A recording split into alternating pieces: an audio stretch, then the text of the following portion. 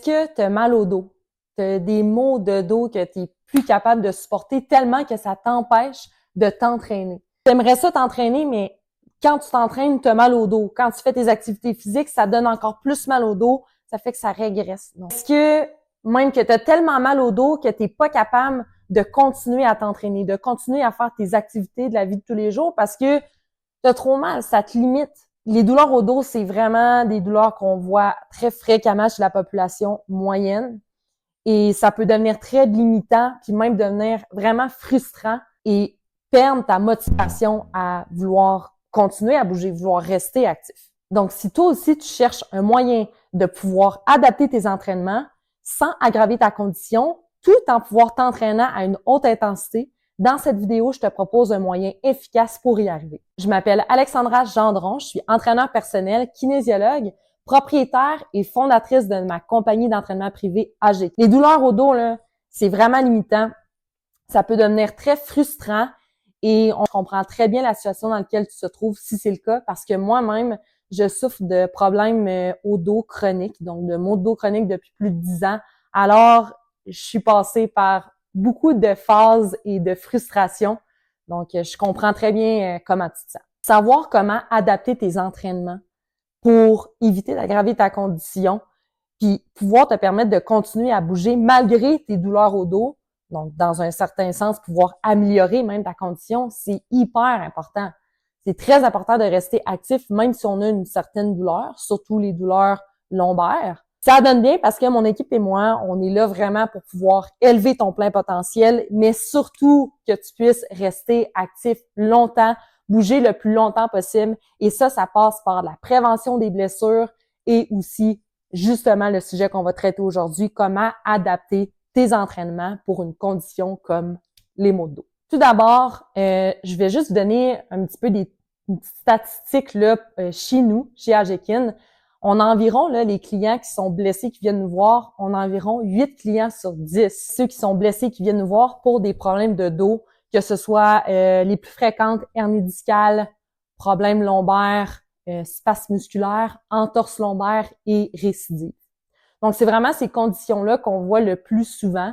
Et c'est ça, la majorité des clients blessés qu'on entraîne, c'est des gens qui ont mal au dos. Ce qui est important de comprendre, puis ce qui est super efficace avec l'entraînement en musculation, c'est que l'entraînement en musculation, il y a vraiment des moyens de pouvoir adapter les mouvements, le type d'entraînement, la structure pour pouvoir faire ce qu'on veut faire aujourd'hui, ce qu'on veut parler aujourd'hui, c'est-à-dire adapter les entraînements. Ce qu'il faut garder en tête, là, c'est que avec l'entraînement en musculation, ce qui est super efficace, ce qui est très important, c'est qu'on est capable de pouvoir modifier les paramètres de notre entraînement, donc l'amplitude articulaire dans laquelle on va venir travailler, la structure de la séance d'entraînement. Tout ça est possible en musculation, mais ne le sera pas nécessairement pour d'autres genres d'activités. Je vous donne un exemple. La course à pied, c'est un sport que je trouve super cool. J'aime beaucoup ça. Moi-même, j'en pratique aussi. Toutefois, on ne peut pas changer le patron moteur de la course à pied. Courir, c'est courir. On peut pas faire autre chose que courir si on veut continuer à courir. Donc, le seul moyen rapidement comme ça qu'on peut utiliser, c'est de quantifier le stress mécanique. Donc, de simplement gérer le volume et l'exposition, la fréquence à laquelle on va courir. Ce qui est le cas aussi en entraînement musculaire, mais on est capable d'aller plus loin, puis même de vraiment garder une intensité haute, même si on a mal au dos. Ça, c'est vraiment, vraiment cool en musculation, ce qu'on peut pas nécessairement faire dans un sport comme la course à pied. Les causes au niveau des douleurs au dos sont habituellement multifactorielles. Donc, c'est rare qu'on va avoir un facteur qui va causer la douleur lombaire. Il y a plusieurs causes à ça, du fait que de plus en plus les gens ont mal au dos. Position assise prolongée, position debout prolongée, le télétravail qui a gagné en popularité, le fait on est moins actif en général. D'année en année, les populations sont de plus en plus sédentaires. Aussi, les habitudes de vie qui sont reliées à tout ça, donc gestion du stress, le sommeil. Juste d'avoir des bonnes habitudes de vie en général va aider pour les conditions au niveau des douleurs au dos. Mais malheureusement, on voit quand même que pour la population moyenne, en général, les habitudes de vie sont vraiment à améliorer. Qu'est-ce qui cause les douleurs au dos? On a adapté des postures en mouvement qu'on va répéter des milliers et des milliers de répétitions qui fait en sorte qu'à un moment donné, le dos n'est plus capable de tolérer une certaine position du fait qu'il y a des muscles qui sont surutilisés. Donc ça, on voit souvent ça. J'en ai parlé un petit peu précédemment, la quantification du stress mécanique sur le corps. Donc, l'entraînement, c'est un stress en soi.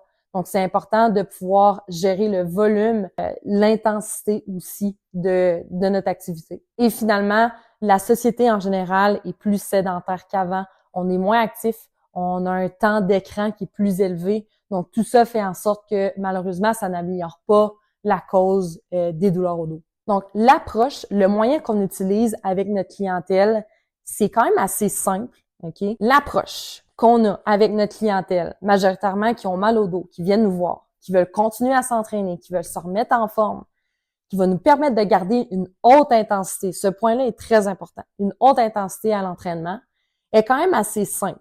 Donc, le but, en fait, c'est de respecter 3 critères pour le choix de ton exercice. Le premier critère, c'est que l'exercice doit être quand même limité au niveau de la charge qui va être exercée sur ta colonne vertébrale. Donc, on veut limiter cette charge-là, cette pression-là. Le deuxième critère, c'est qu'on veut éviter d'avoir dans notre mouvement une phase dans le mouvement où est-ce qu'on va résister contre la charge, puis plutôt favoriser un exercice qui va majoritairement travailler où est-ce qu'on va forcer contre la charge. Je vous donne un exemple. Si je fais un push-up, quand je vais descendre dans mon push-up, je résiste contre le mouvement, contre la charge de mon corps qui va vers le bas. Quand je pousse du sol, je force contre la charge de mon corps. Donc, vous voyez un petit peu le principe. Je vais prendre un deuxième exemple, un squat. Lorsque je descends dans un squat avec une charge sur moi, je résiste contre, je contrôle du fait que la charge pèse sur moi. Quand je vais remonter vers le haut, je force contre la charge. Donc, ça, c'est le deuxième critère à respecter. Le troisième critère, c'est probablement le plus simple, c'est qu'on veut éviter d'avoir un exercice avec un niveau de technicité élevé. On va plutôt favoriser un niveau de technicité faible, voire nul. Donc, on ne veut pas avoir à exécuter un exercice qui demande énormément de technique. Je vous donne des exemples. Le premier exercice, l'équipement primordial que tous les centres d'entraînement, tous les entraîneurs devraient avoir avec leur clientèle, que ce soit une clientèle blessée ou pas, qui peut être utilisée autant en performance qu'en réadaptation, c'est le traîneau, souvent appelé la sled. C'est tellement un équipement utile et tellement intéressant pour venir travailler dans ce genre d'optique-là. Donc, on est capable de respecter les 3 critères. Aucune charge sur la colonne vertébrale. On travaille seulement en forçant contre la charge et ça demande peu, voire pas de technique. Ce qu'on veut, c'est pousser le traîneau, tirer le traîneau. Ça s'arrête là, c'est tout, c'est simple, c'est efficace, on aime ça. Je ne sais pas si vous avez déjà fait du traîneau, de la sled, un 400 pieds de sled en poussée, ça rentre dans le corps, c'est très demandant, c'est très mental. Donc, on est vraiment capable d'aller chercher une très haute intensité. Puis, on peut vraiment travailler différemment avec le traîneau. Il y a énormément de variantes possibles avec le traîneau. C'est très, très, très polyvalent. Le deuxième genre d'exercice, ça serait du transport de charge. Par contre, je mets une petite nuance ici. C'est certain que si on veut diminuer la pression sur la colonne, on peut aller travailler avec des charges lourdes, mais je conseillerais peut-être de partir les charges, au lieu de les partir du sol, les partir surélevées pour éviter que la personne doit faire un soulevé de charge très lourd avant d'amorcer son transport de charge. Transport de charge devrait être par partie de tous les programmes d'entraînement en préparation musculaire. C'est tellement un exercice extrêmement bénéfique pour être transféré dans n'importe quel autre exercice. Très, très intéressant. On peut transporter n'importe quoi. Ça, c'est vraiment super cool parce que même si on n'a pas beaucoup d'équipement, on peut vraiment se façonner quelque chose, ne serait-ce que, oui, on peut transporter des charges comme des poids lourds ou des barres ou quoi que ce soit, mais on peut aussi transporter des sacs avec, on met plein de choses dedans puis ça nous fait quelque chose à transporter. Il y a vraiment plein de façons de pouvoir adapter le transport de charge. Finalement, un exercice, c'est plus un équipement que je conseillerais, ça serait le vélo à air. Pourquoi le vélo à air? Parce que ça permet aussi de travailler les bras en même temps. Donc, ça augmente l'intensité de l'exercice. On va travailler beaucoup en résistance au niveau des jambes. Donc, ça augmente encore une fois l'intensité rapidement. Et souvent, les vélos à air, l'assise va faire en sorte que le corps va être beaucoup plus redressé. Donc, on va avoir une pression au niveau du dos qui va être beaucoup moindre versus un vélo de spinning qu'on peut quand même aller chercher une position redressée, mais on n'aura pas cet effet-là de résistance avec la turbine à air qu'on retrouve sur le vélo à air. Donc, en résumé, les 3 critères à respecter pour le choix de votre exercice seraient de limiter la charge sur la colonne vertébrale, avoir un exercice qui majoritairement vous allez travailler en forçant contre la charge et non pas en résistant contre la charge. Et le 3e critère, c'est d'avoir un exercice qui est à un niveau de technicité très faible, voire nul. En travaillant avec des exercices qui vont respecter ce principe-là, je vous jure, je vous promets que vous allez être capable de travailler dans une intensité très importante et ça va vraiment limiter les douleurs au dos que vous allez ressentir pendant l'entraînement et, super important, après l'entraînement. Finalement, je t'invite à regarder dans le descriptif de la vidéo. Tu vas avoir un lien pour avoir accès à notre guide gratuit. Le guide s'intitule « Les 10 trucs ultimes pour rester actif longtemps ».